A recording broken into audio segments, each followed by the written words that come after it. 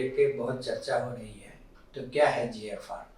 GFR का शाब्दिक अर्थ हुआ glomerular filtration rate. Actually GFR के द्वारा किडनी कितना परसेंट काम कर रही है इसका आइडिया लगता है। और आजकल रिकमेंडेशन ये है कि अगर किडनी कमज़ोर हो तो हर मरीज में हम जीएफआर नापें।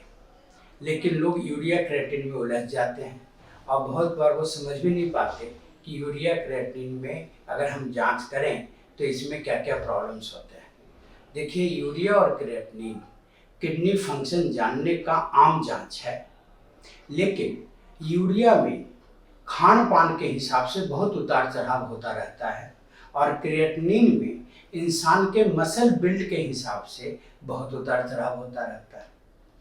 तो अगर किडनी किसी की कमज़ोर होने लगी तो अगर किडनी 10 से 30% कमज़ोर भी हो जाए, यूरिया और क्रिएटिनिन अपरेंटली नॉर्मल रहता है।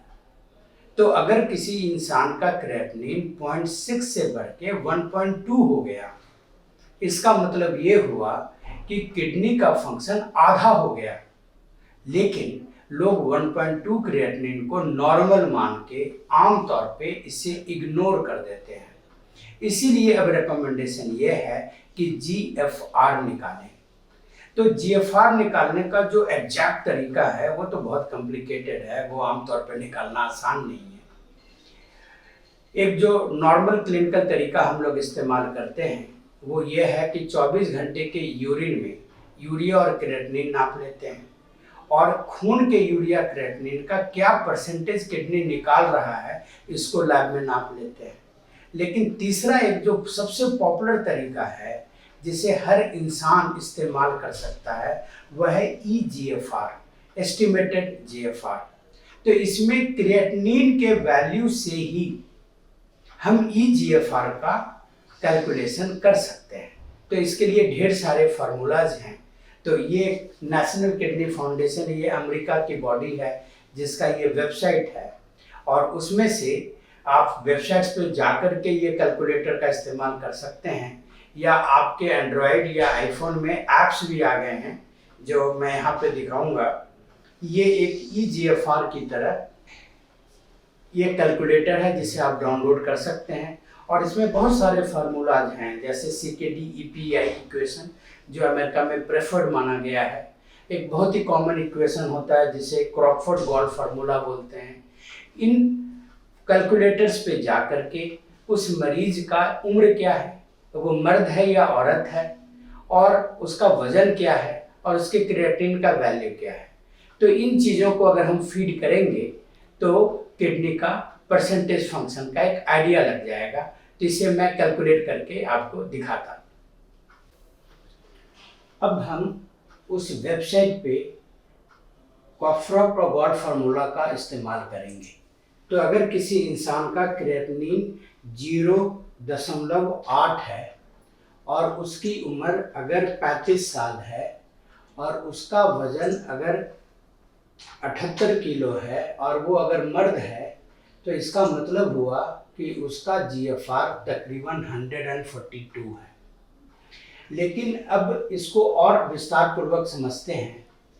अगर किसी 80 साल के कमजोर महिला में जिनका वजन सिर्फ 46 किलो है, तो अगर उसमें हम 0.8 क्रिएटिनिन का मतलब समझें तो किडनी उनका सिर्फ 41% काम कर रहा है। तो एक तरफ तो 0.8 क्रिएटिनिन का मतलब पहले वाले इंसान में था मोर देन 100% किडनी फंक्शन, और इसमें आ रहा है 41%। तो इसीलिए ये जरूरी है कि हम क्रिएटिनिन से ईजीएफआर का अंदाज़ा लगा लें। अब अगर आमतौर पे किसी इंसान का 0.8 क्रिएटिनिन है और उसकी उम्र अगर 52 साल है और उसका वेट अगर 80 किलो है, तो इसका मतलब ये हुआ कि उसका किडनी 122% काम कर रहा है।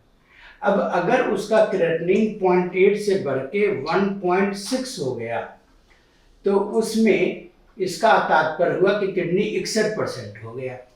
आमतौर पे 1.6 क्रिएटिनिन को हम मामूली बीमारी समझते हैं, जबकि हकीकत यह है कि उसकी किडनी आधी रह गई।